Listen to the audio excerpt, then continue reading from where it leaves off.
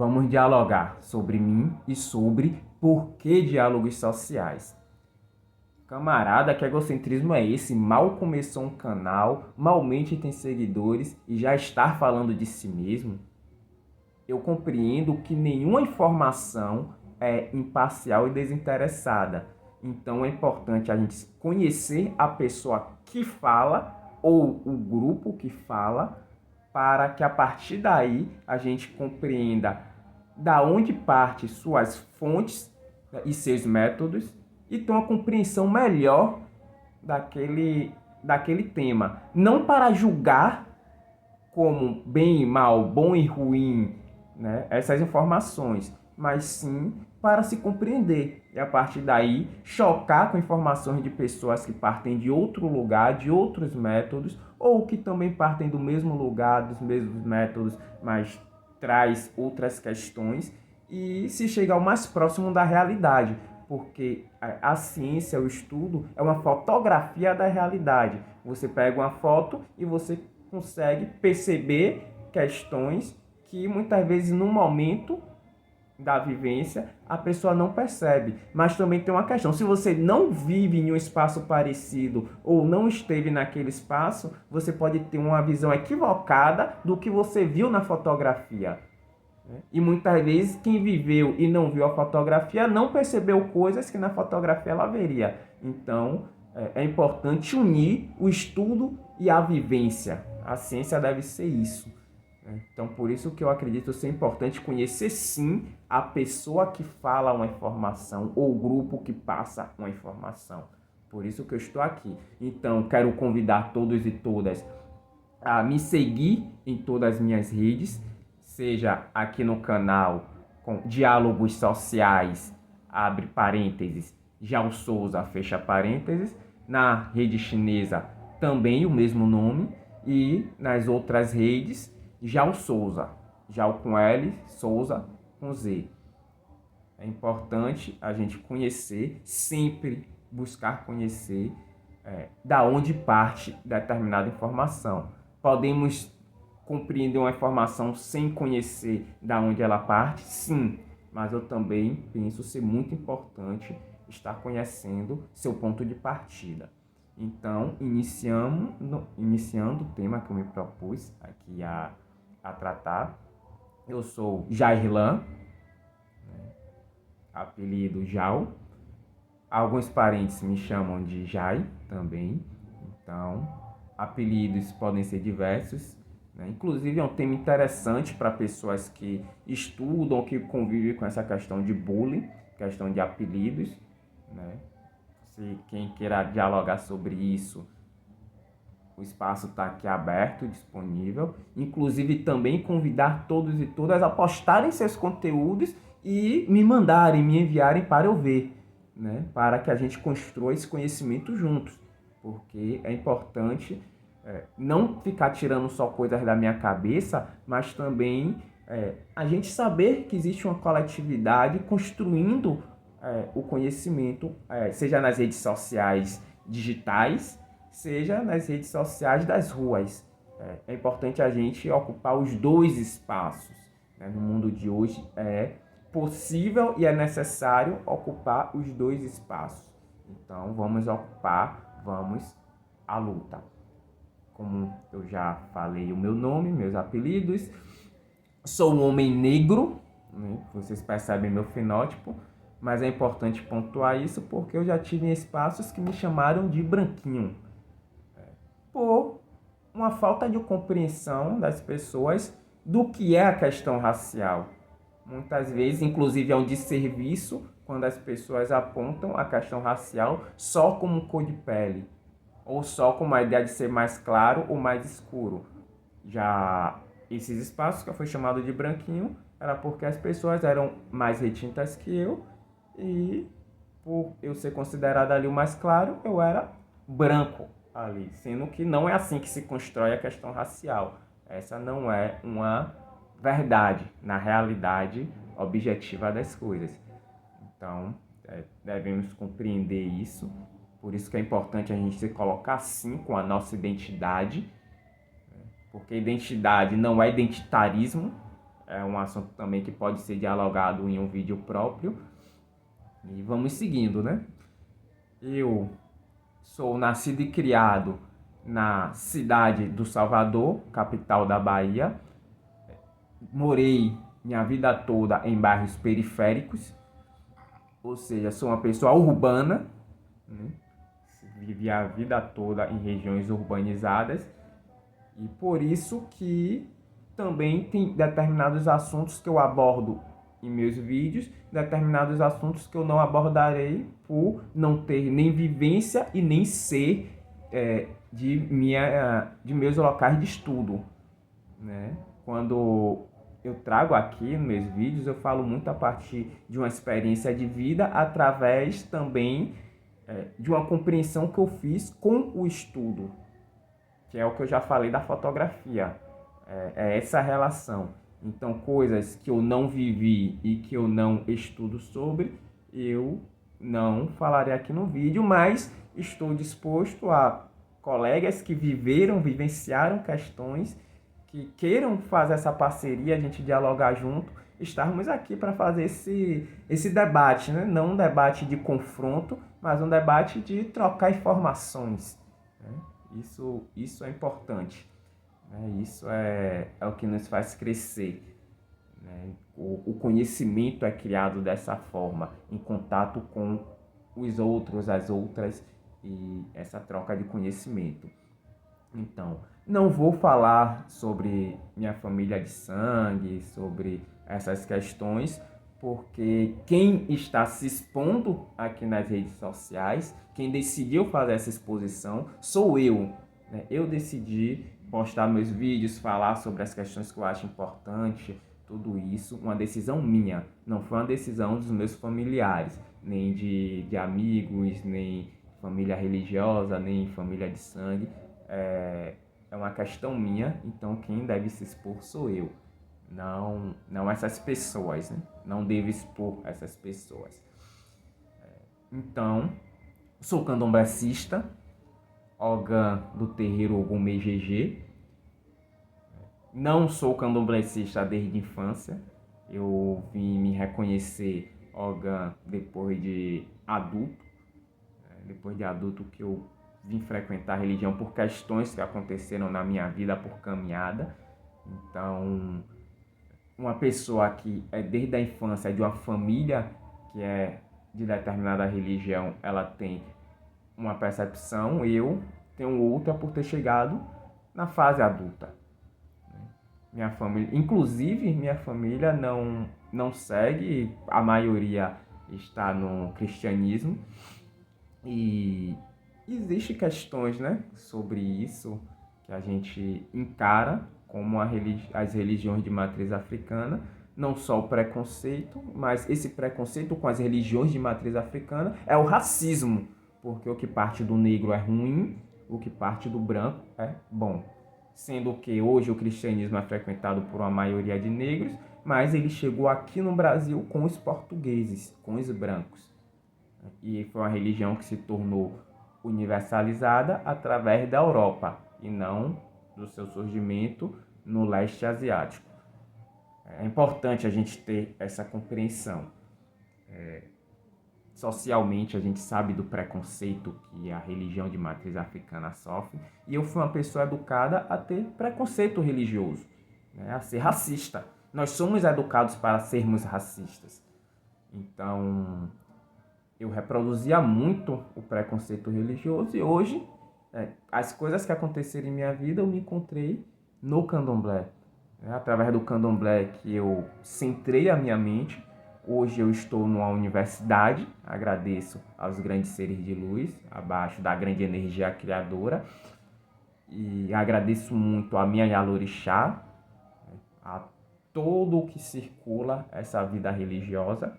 Então é importante a gente agradecer o tempo todo as mudanças de vida que a gente tem, porque eu tive uma trajetória que eu vivi muitas coisas que a gente sabe que na periferia a gente vive, né? Que envolvimentos com questões dos ilícitos, né? Envolvimento, aprendizado, ver pessoas, ver amigos, familiares perdendo a vida, né? Vi toda uma caminhada de preconceito e eu não me via na universidade. Eu me via terminando o ensino médio e indo para um trabalho onde eu ganhasse aquele sonho que mesmo sem estudo conseguia um salário que para gente de periferia já é alto, né? Uns 3 salário mínimo, para ainda falar assim, comer minha água final de semana, né? Era essa a perspectiva e a centralidade do Uri, né? Centralizar o pensamento, a mente, me trouxe outras perspectivas de vida e hoje eu sou uma pessoa que estou concluindo meu nível superior, né, acadêmico. Sou bacharelando em Ciências Sociais pela Universidade do Estado da Bahia, UNEB, do Departamento de Educação de Salvador. E tenho muito orgulho, assim como eu tenho orgulho de ser filho do terreiro Ogum Megegê, da Yalorixá, Rita de Cássia, Rita de Ogum, ou Meiji, como o pessoal chama ela. Eu também tenho orgulho de ser na iniciação científica pela professora doutora Carla Liane, que vem nessa caminhada comigo desde quando eu iniciei na minha graduação na universidade. A gente fez uma parceria muito boa, estudamos a pós e decolonialidade.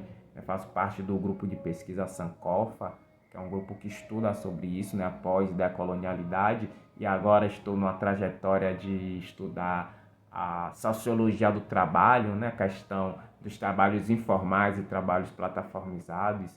E isso está sendo muito interessante para a minha vida. Foi uma proposta da minha orientadora e eu acolhi e a gente está na caminhada juntos, né, sobre isso.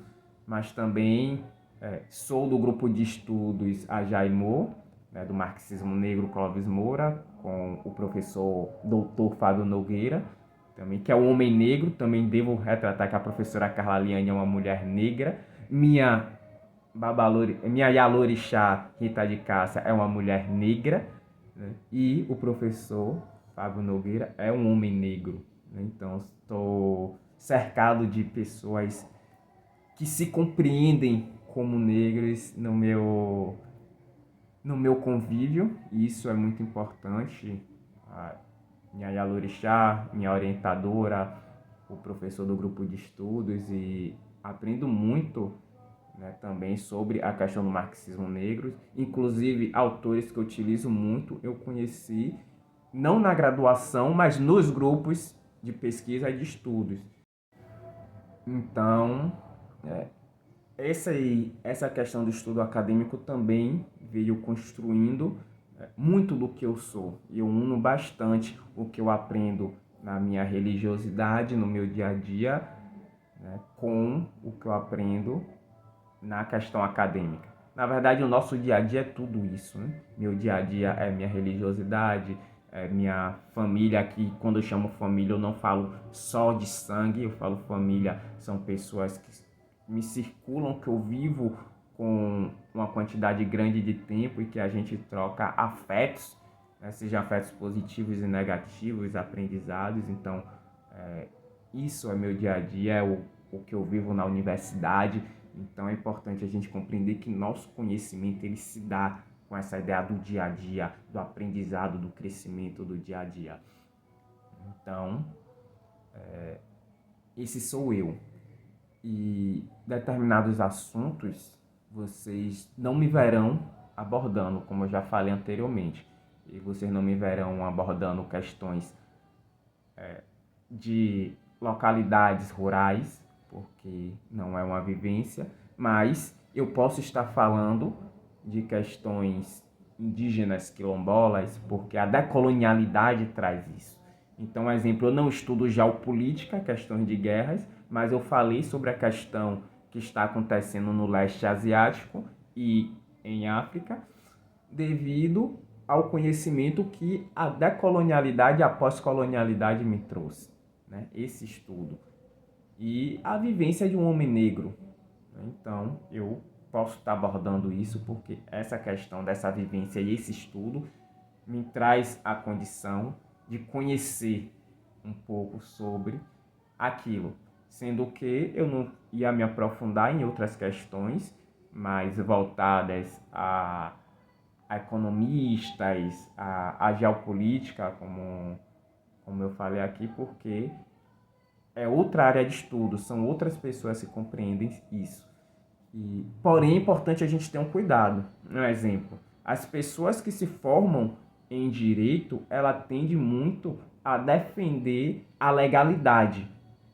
Claro que tem gente que se forma em direito, que faz a crítica, que compreende que a legalidade é o interesse de um determinado grupo sobre outros grupos.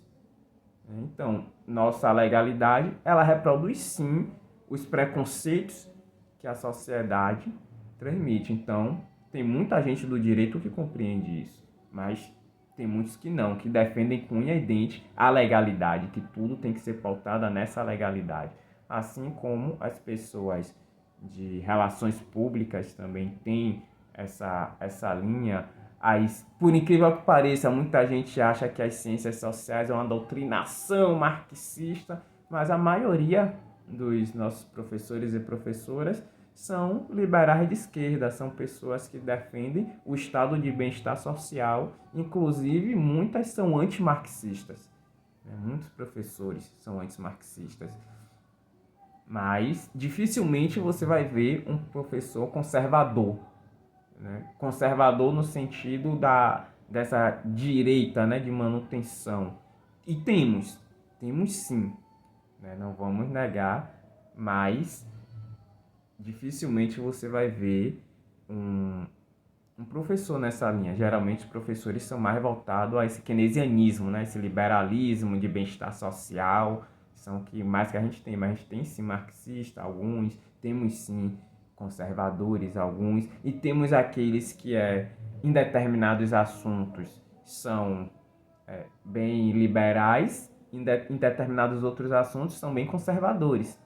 A gente também tem isso. Um exemplo, a gente pode ter professores que reproduzem um determinado racismo, mas que luta contra os preconceitos de gênero. Um exemplo, temos. Ou ao contrário, professores que demonstram muito preconceito de gênero, mas que luta contra as questões do preconceito racial. E isso não só professores, alunos também, no nosso dia a dia a gente vê essas questões acontecerem.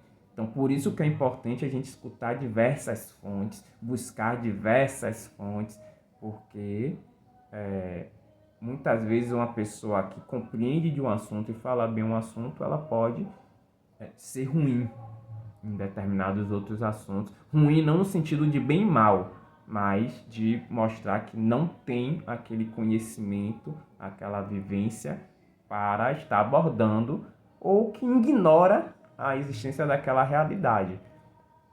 Porque muitas vezes, dentro do meio acadêmico, a gente pega pesquisadores, fontes que são consideradas clássicas, que reproduzem vários preconceitos. Então, cabe a gente quebrar com essas ideias preconceituosas através de métodos, trazendo a nossa vivência, mas com métodos de estudos confiáveis. Não vozes da minha cabeça, não porque eu vivi, eu acho que é assim, eu quero que seja assim. Não se trata disso. Se trata de você trazer uma análise coesa, próxima da realidade e bater de frente com aquela informação que está carregada de preconceitos. Importante dizer, torcedor do Vitória, apesar que aqui é o símbolo da luta contra as opressões de classe.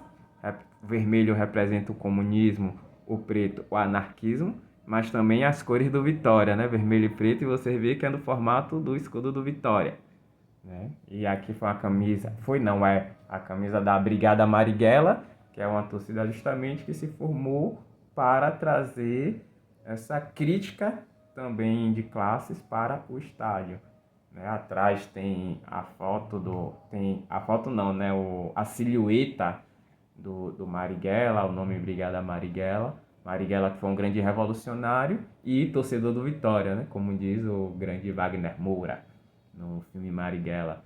Inclusive, Wagner Moura também torcedor do Vitória. Então, importante, essa questão também traz muito do que nós somos, né?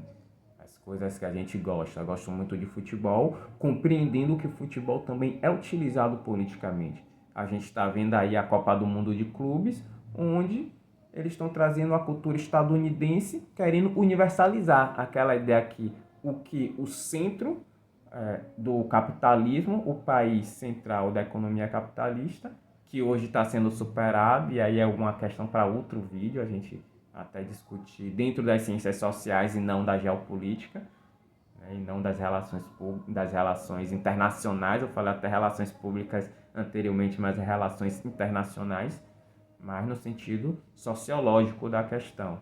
Porque você vê essa ideia de jogadores estarem entrando um por um, sendo apresentado como eles apresentam no futebol americano, como eles fazem no basquete, sendo que a cultura do futebol é outra.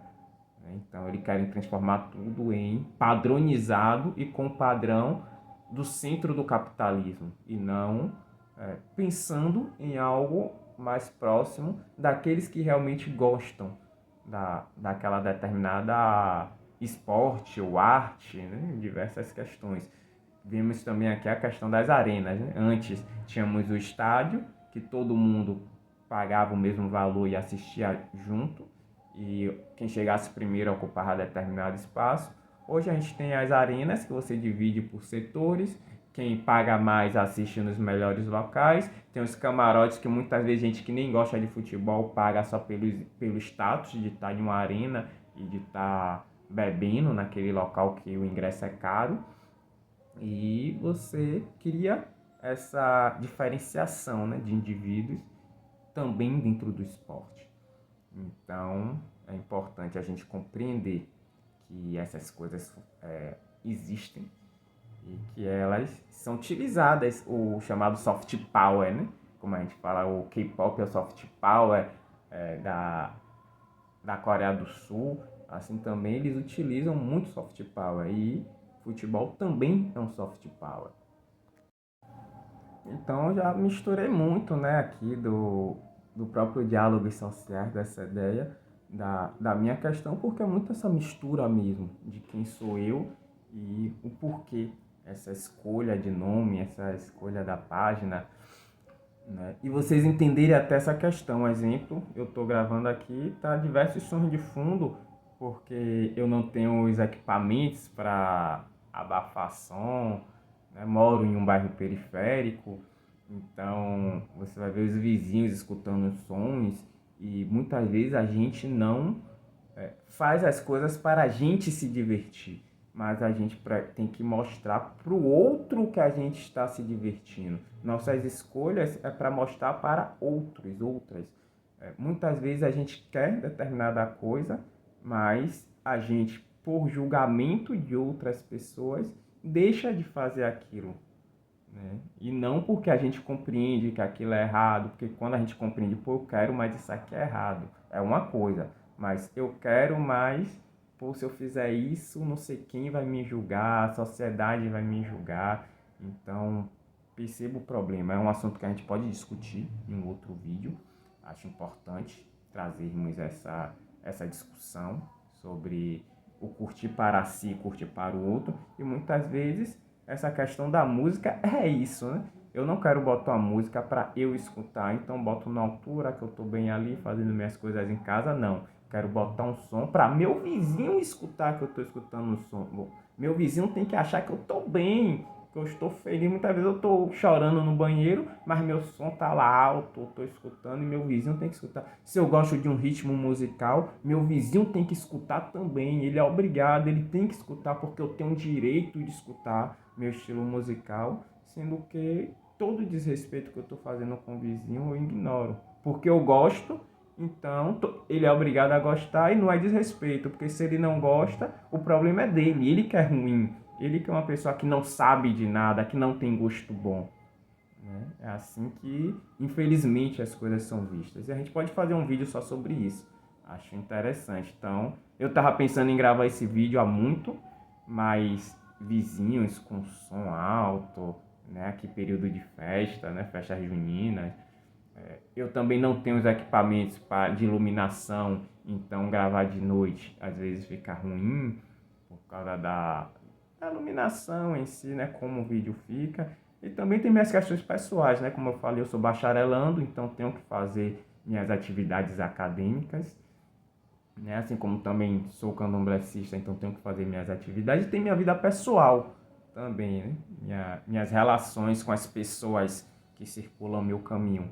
Então, me propus a postar vídeo todas as quartas, e essa quarta, não vou mentir, quase não sai.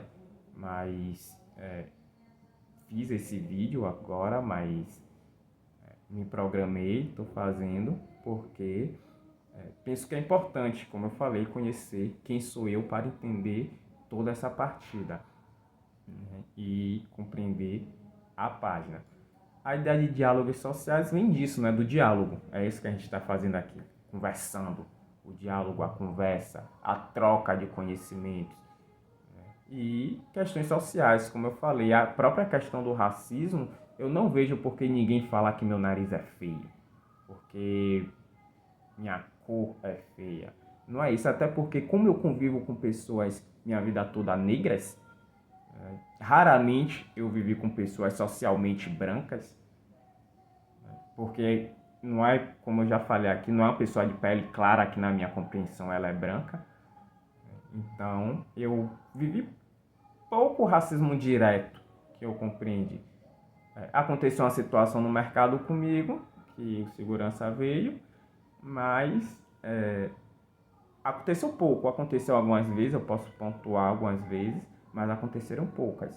Mas eu vejo na questão coletiva mesmo, a questão do racismo, onde os negros ocupam espaços, onde eles não ocupam, e aqueles negros que estão no espaço rico, como eles se portam, porque existe essa distinção. Eu não posso olhar uma pessoa rica, por mais que ela seja negra e até mais retinta que eu, ela não pode olhar para mim e dizer que vive o mesmo preconceito, o mesmo racismo que eu vivo. Ela não vive.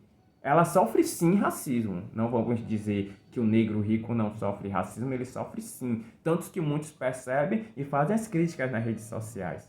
Eles sofrem racismo. Porém, não é igual um negro que sofre racismo na periferia para um negro que sofre racismo, mas ele está numa situação rico, que eu digo, não de ganhar dinheiro, porque até o negro que, pela questão da arte, do esporte, ganhar dinheiro, ele é de uma forma. O negro que vem de uma família que fez uma vida acadêmica e virou juiz, né, e virou um grande arquiteto e criou uma família, uma elite financeira ali, ele adentrou na elite financeira por essas questões mais acadêmicas, é um outro tratamento. Então, por isso que eu já falei até em um vídeo anterior a questão, até que eu falei sobre a prisão do MC Pose, MC Pose do Rodo, essa questão do ter dinheiro, mas também entra essa outra questão, como você ganhou esse dinheiro, como você tem esse dinheiro, né? Que eu abordo muito a questão de campos e capitais sociais do Pierre Bourdieu, né? Então, é uma conversa que a gente pode ter mais em outro vídeo, mas não tem a mesma vivência. Assim como eu sei que mesmo na periferia, eu como homem negro não tenho a mesma experiência que uma mulher negra. E aí já entra uma mulher negra rica, né, rica no sentido de ter nascido em uma família que construiu uma riqueza, tem uma vivência que eu, homem negro de periferia, tenho outra, que a mulher negra de periferia tem outra. Então, por isso que eu procuro conversar bastante com as pessoas, para o que eu abordo aqui eu poder trazer com mais fidelidade da realidade possível. Porém, a vivência, a realidade é outra. Eu tenho que compreender isso. Assim como os negros LGBTs têm uma outra vivência que eu não tenho, como um homem negro, mas porém cis hétero. A vivência é outra. É uma outra forma de opressão. E existem as opressões que não com régua de sofrimento, não vamos fazer isso, colocar régua de sofrimento, quem sofre mais e quem sofre menos, não se trata disso, mas se trata de compreender como as opressões se dão. Eu posso sofrer uma opressão que o negro gay, o negro trans, sofre outra. E é um assunto que a gente pode estar discutindo aqui também. Agora, esses assuntos, como eu falei, que não me perpassam, nem em vivência, nem em estudo, eu prefiro dialogar com pessoas que vivenciam isso ou que estudam isso. Porque não com a ideia do lugar de fala, como eu já falei, de uma forma, só quem vive pode falar, não é isso. Mas como eu já falei no início do vídeo, quando você une vivência e estudo, você consegue chegar mais próximo da realidade do que a vivência sozinha ou do que o estudo sozinho. As duas coisas podem criar alienações que a vivência com o estudo pode trazer uma percepção melhor. Então, por isso que eu prefiro que essas pessoas digam.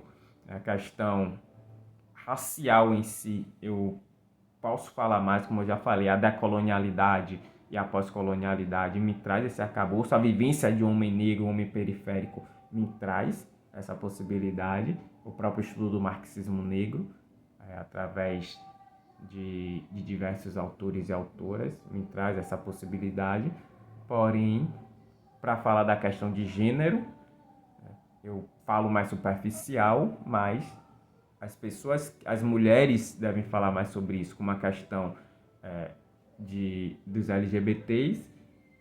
Essas pessoas devem falar mais sobre isso. Sei que minha vivência de homem negro cis é diferente de um homem negro trans, e é muito diferente. Assim como um homem negro cis, mais gay, é diferente da minha vivência como homem cis, mais hétero. Então, a gente tem que ter essa percepção para não entrarmos em assunto, falarmos coisas que não condizem com a realidade. Então, também convido todos e todas a terem essa reflexão, a terem esse pensamento, entender e não partir para aquela ideia de oposições, que tem esse problema. Assim como no mundo negro, a gente sabe que a gente é oprimido e que a gente precisa reverter essa opressão, mas nós não vamos reverter essa opressão acreditando numa supremacia negra e que a gente tem que colocar negros no poder e que vamos mudar o mundo ocupando o poder capitalista, que isso é uma ilusão. A gente teve o Barack Obama, na maior potência econômica mundial do capitalismo, e a gente viu que ele reproduziu tudo que qualquer branco, no mesmo local que ele, reproduziria, porque se trata de estrutura. Então, não adianta ter negros no poder econômico do capitalismo que vai reproduzir as mesmas opressões de classe, de gênero que o branco reproduz. Assim como não adianta ter mulheres que vai reproduzir o mesmo machismo que o homem reproduz. Então, por isso que a gente precisa discutir estrutura, a ruptura de estrutura, uma nova forma de se compreender a sociedade. Não é, se o hétero é o opressor, vamos colocar que o ser gay que é para onde o mundo tem que se direcionar. Não, não é isso. Se trata de, se o hétero é o opressor, nós temos que compreender que toda uma sexualidade ela precisa ser respeitada e a gente caminhar por uma nova estrutura onde os indivíduos e as indivíduas possam escolher a sua sexualidade, no sentido não dessa escolha, porque ninguém escolhe ser oprimido. Ninguém nasce e fala, quer saber de uma? Eu sou hétero. Quer saber de uma? Eu sou gay. Quer saber de uma? Você trans. Ninguém nasce assim. Ninguém, do nada, ou ficou adulto e criou esse pensamento para ser o revolucionário. Não, não se trata disso. Quando falo escolha, é mais no sentido de não achar uma palavra melhor, né? Vou dizer assim, para falar de uma pessoa que se percebeu e seguiu por um caminho que faz ela feliz, porque ela percebeu que aquela identidade é a dela. né? Se percebeu quanto uma identidade. Então, isso que eu penso importante. Por isso que eu também defendo que nem tudo devemos experimentar, porque a experimentação pode trazer sofrimento.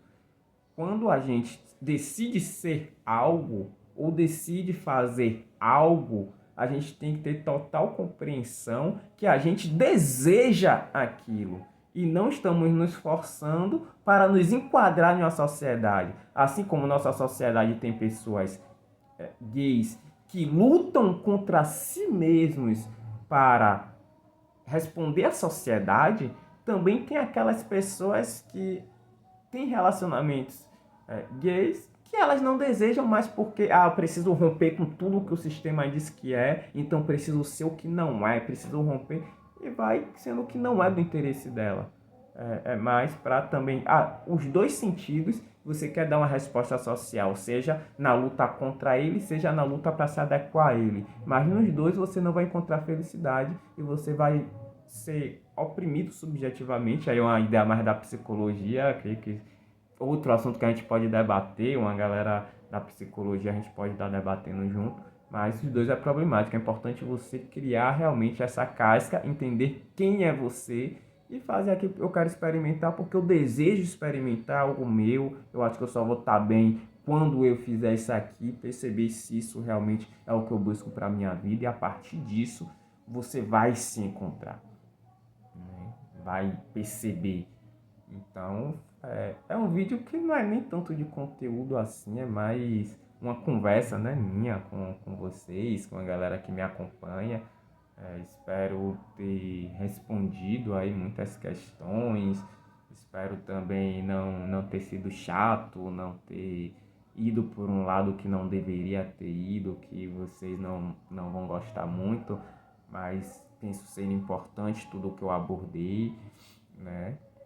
Espero que vocês mandem nos comentários mais conteúdos de coisas para eu abordar. Outra questão que eu não posso esquecer. Um colega ele me fez a proposta de falar sobre o uso da verdinha, né, no dia a dia das culturas. Como a planta ela foi utilizada não só como é utilizada hoje para o consumo como entorpecente, mas também outros consumos. Eu possivelmente não irei fazer esse vídeo, não sendo um especialista nisso, porque, como eu falei, não é minha área de estudo e nem minha área de convivência. O que eu posso falar sobre a questão das ilícitas, né, das utilizações do que, porque droga, remédio é droga, tudo que a gente usa em excesso é droga. O vício em jogo é uma droga, né? O álcool é uma droga, mas é uma droga lícita, né? Que é proibida por legalidade, ou que é permitida por legalidade, assim como a verdinha, né? É proibida por legalidade. Então, o que eu posso falar é o que acontece na periferia, falar sobre a comercialização, o uso como entorpecente e, inclusive, eu vou fazer um vídeo, já está programado, falando sobre a ideia da descriminalização. A descriminalização, que ela pode, a discriminação romântica e a descriminalização crítica. E eu vou abordar a diferença, depois fiquem ligados aí no vídeo, mas que a gente deve falar também, além da descriminalização, pela questão da segurança pública, né? A gente sabe que é racismo o que eles fazem, porém a gente também tem que discutir na questão de saúde pública. Eu vejo que muitas vezes a saúde pública fica de lado, e é importante a gente discutir também a saúde pública. Nesse outro vídeo eu vou estar abordando, vem aí em breve, né? Fiquem atentos, assim como eu vou falar da ideia da resistência e da reação. É algo que eu falo muito, mas eu nunca falei assim só disso, sabe? E é o que eu pretendo falar agora, falar o que eu percebo de diferença, que diferença não no fazer, mas diferença no termo, e os termos que a gente usa diz muito o nosso psicológico da nossa ação. Inclusive eu vejo bastante problemas hoje nessa ideia da resistência, e o porquê eu vou abordar resistência e reação. E, e fiquem ligados aí que esse vídeo vem, assim como vocês podem estar mandando aí outras questões de desejo, pode estar me convidando para dialogarmos juntos, juntas. E isso eu agradeço bastante quem chegou aqui até o final, quem colabora, quem me dá esse apoio, quem incentiva, né? Sigamos juntos até a luta sempre, até a vitória. Vamos que vamos, porque a luta é difícil, é dolorosa, mas a vitória é certa. Vamos dialogar, vamos construir o nosso conhecimento. Tamo junto.